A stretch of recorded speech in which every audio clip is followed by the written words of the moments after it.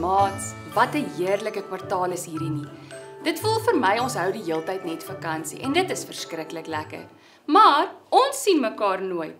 Ek hoop julle is teen hierdie tyd sommer al lekker goed uitgerus en gaan sommer volstoom die res van die kwartaal en dan nou ook later die eksamen aanpak. Van volgende week af, die 11de Mei, sal ons weer in die groot saal bymekaar kom. Ons kan nie wag om julle weer te sien nie. Wie van julle weet waar julle familie vandaan kom? Wie was julle eerste familielid wat sy voete hier in Suid-Afrika neergesit het? En waar het hy vandaan gekom? Weet jy waar hulle die eerste keer gebly het? Weet jy waar jou oupa Grootjie gebly het? Was hulle boere, onderwysers of handelaars? Was hulle stadsjapies of boereklonge? Wat is jul familie se geloofsgeskiedenis? Dalk moet jy en mamma en pappa 'n bietjie navorsing doen hierdie week. Net soos my en jou familie se familiegeskiedenis het God se volk ook 'n geskiedenis. Ons lees van al hierdie stories in die Bybel. Ons begin by Adam en Eva in die tuin. Daarna lees ons van Noag en die ark en hoe God hom gered het. Hoe God 'n verbond met Abraham gesluit het. Oor Jakob en sy geliefde seun Josef. En hoe die volk Egipte toe getrek het in 'n tyd van droogte. En hoe die farao nie die Israeliete wou laat gaan nie. En hoe Moses sy volk uiteindelik uit Egipte gelei het, nadat God 10 plaae na Egipte toe gestuur het. Die volk, omdat hulle gesondig het, bly vir 40 jaar ronddwaal in die woestyn, waarna Joshua, nadat Moses oorlede is, die volk inlei in die beloofde land in. Ons lees dat die volk vra vir 'n koning, en hoe Samuel hul eerste koning, Saul, tot koning gesalf het. In die tyd wat volg, lees ons van die volk se verskillende konings. Jy weet, sommiges van hulle was goed, soos Dawid en Salomo, hulle het na God geluister. Maar daar was ook slegte konings, wat nie na God wou luister nie. Die volk skeer in twee, en word later in ballingskap na Babylonië toe weggevoer. Die volk keer terug na Jerusalem om die tempel te herbou, en die muur rondom Jerusalem te herstel. En 'n paar 100 jaar later word 'n seentjie gebore in 'n krib in Bethlehem. Hierdie seentjie se naam is Jesus. Hy doen baie wonderlike dinge op aarde, genees mense wat siek is, bedaar die storm en laat mense selfs uit die dood uit opstaan. Sy lewe eindig waar hy gekruisig word, begrawe word en uit die dood uit opstaan. Hierdie gebeurtenisse is herdenk tydens Paasfees, wat so pas verby is. Maar in vandag se gedeelte sien ons dat God reeds die Paasfees, die Pasga, ingestel het toe die Israeliete in Egipte gebly het. Kan julle dit glo? Het jy al van die woord Pasga gehoor? Dalk lui dit so vaag weg vir jou 'n klokkie. Maar voordat ons vandag se gedeelte saam lees, kom ons sing eers 2 liedere saam. Hy hou die hele wêreld in sy hand, hy hou die hele wêreld in sy hand, hy hou die hele wêreld in sy hand, hy hou ons almal in sy hand. Hy hou die kleinste fynste babatjie in sy hand, hy hou die kleinste fynste babatjie in sy hand, hy hou die kleinste fynste babatjie in sy hand, hy hou ons almal in sy hand. Hy hou die grootste dinosaurus In sy hand, Hy hou die grootste dinosaurus in sy hand, Hy hou die grootste dinosaurus in sy hand, hy hou ons almal in sy hand. En wat van my? Vir jou en my ook, in sy hand, hy hou vir jou en my ook, in sy hand, hy hou vir jou en my ook, in sy hand, hy hou ons almal in sy hand. Hy hou vir oupa en ouma, in sy hand, hy hou vir papa en mamma, in sy hand, hy hou vir boetie en sussie, in sy hand,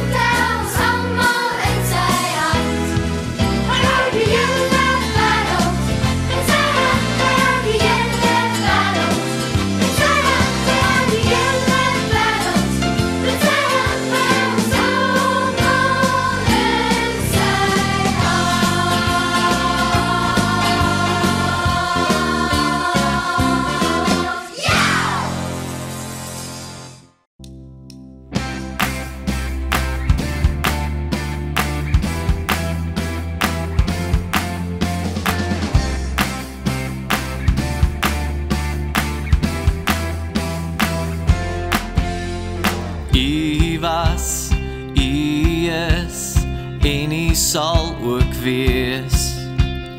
U was, U is, en U sal ook wees. Heilig is U naam, heilig is U naam, heilig is U naam, heilig is U naam.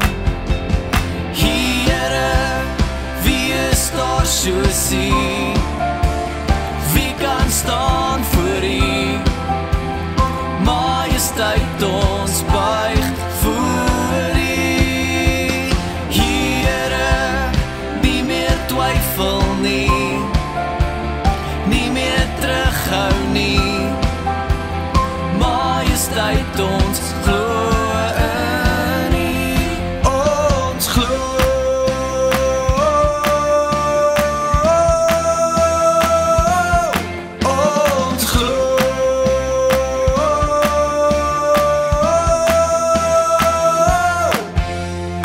U was, U is, en U sal ook wees.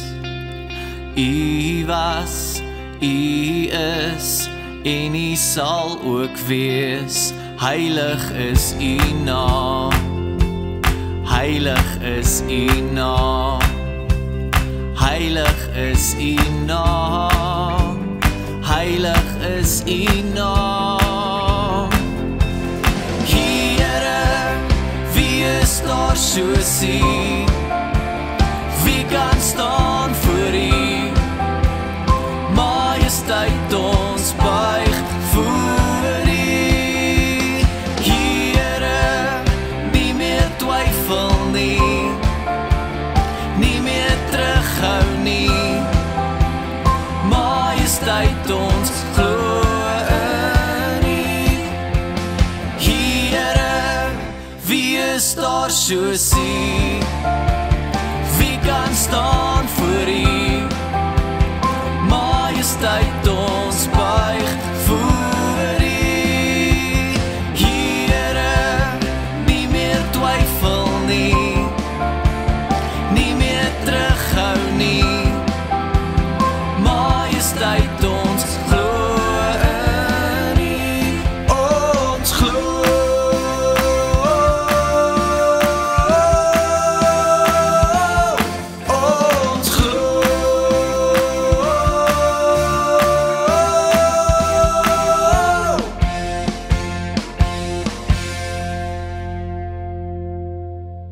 Kom ons bid eers saam. Kom ons vra die Here dat hy ons sal help om mooi te verstaan alles wat hy vir ons in die Bybel sê. Liewe Vader, baie dankie vir alles wat U aan ons gee. Baie dankie dat ons as familie saam uit die woord kan lees. Help ons asseblief om al hierdie dinge te verstaan wat U ons leer. Soos Jesus die kindertjies nader geroep en gesê het, laat die kindertjies na my toe kom en moet hulle nie verhinder nie, want die koninkryk van God is juis vir mense soos hulle. Bid ek dat U saam met elke kieksmaat sal wees, want die koninkryk is juis vir mense soos hulle. Amen. Kom ons lees Eksodus 12 vanaf vers 1 tot 12.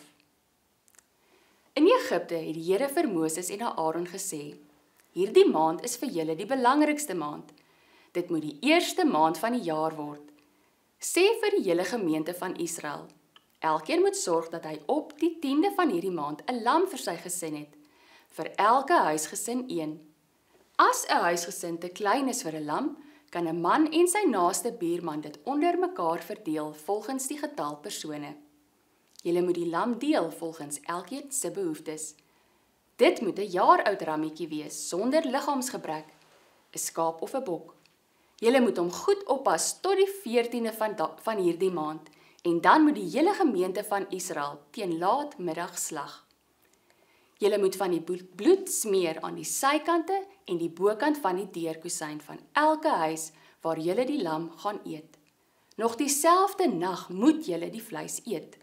Julle moet dit gebraai eet, saam met ongesuurde brood en bitter kruie. Julle moet dit nie rou of in die water gekook eet nie, maar oor die vuur gebraai met kop, bootjies, binnegoed en al. Julle mag niks daarvan tot die volgende môre laat oorbly nie.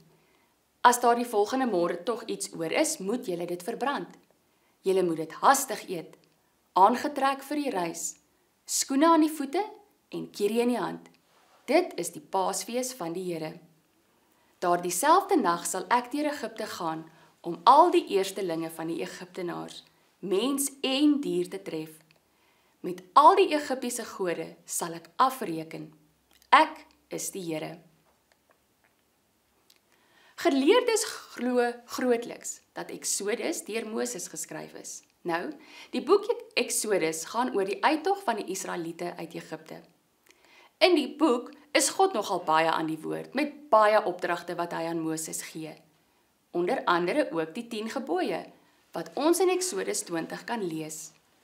In Exodus 12 lees ons oor wat God vir Moses sê die aand voordat die 10de plaag vir Egipte gaan tref.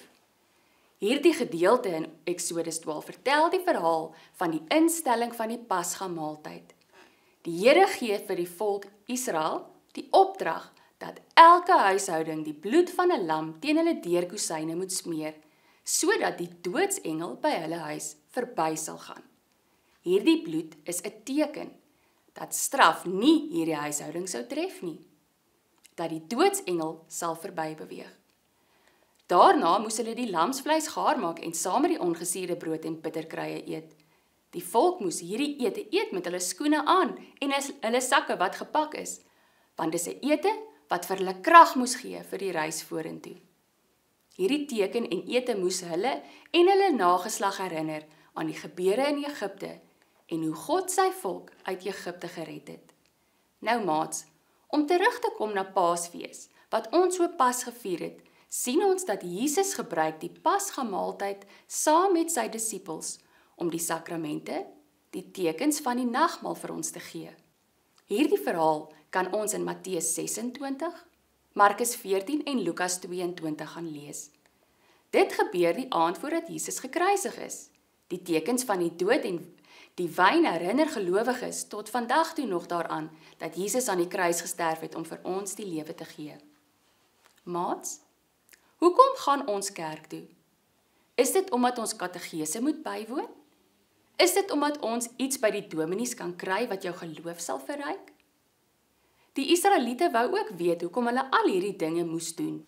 Moses sê aan die volk, as daar vrae is oor hoekom daar so baie eredienste en feeste moet wees, en oor wat hierdie feeste beteken in Exodus 12 vers 27, dat dit 'n paasoffer is aan die Here, omdat hy hulle genadig was en hulle huise nie met straf getref het nie. En ook in Exodus 13 vers 14, dat hierdie feeste 'n vorm van dankbaarheid is, omdat hulle uit Egipte, uit slawerny bevry is. Wanneer ons eredienste, Christelike feesdae, nagmaal, doop en bazaar hou, is dit nie omdat dit ons plig is nie, maar omdat ons bevry is. Ons doen dit nie omdat dit maar nou eenmaal is, dat dit ons tradisie is van ons Christelike ouerhuis of deel van ons kultuur is nie, maar omdat ons tot dit vrygemaak is. Ons storie, ons geskiedenis maak ons dankbaar en feesgierig. Ons storie het ons identiteit en bestemming heeltemal verander. Ons is saam met 'n klomp ander mense deel van God se bevrydes, sy vrygekooptes. Ons is op pad na die beloofde land. Ons soek mekaar op en deel ons belewing van die storie van bevryding met hulle. Ons verryk mekaar en bring hulle wat die storie nog nie gehoor het nie, om ons saam. Hierdie storie is vir alle mense. Kom ons bid saam. Vader, baie dankie vir al die liefde en genade.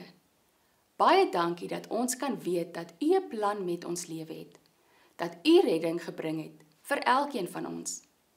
Dankie vir die Paasfees en die sakramente, die tekens wat U aan ons gegee het, en help ons dat ons nie net sal kerk toe kom omdat dit is wat goeie Christene doen nie, maar dat ons eerder 'n volkome dankbaarheid sal leef en eerder alles wat ons doen uit dankbaarheid sal doen. Dankbaarheid dat U ons volkome verlos het. Gaan saam met elkeen van ons in hierdie week wat kom. Help ons om ons liggies helder te laat brand, sodat ons ander, deur die manier wat ons onsself gedra, nader aan die Here kan lei. Ons vra hierdie in Jesus se naam. Amen. Baie dankie dat jy ingeskakel het, maats. Sien weer volgende week.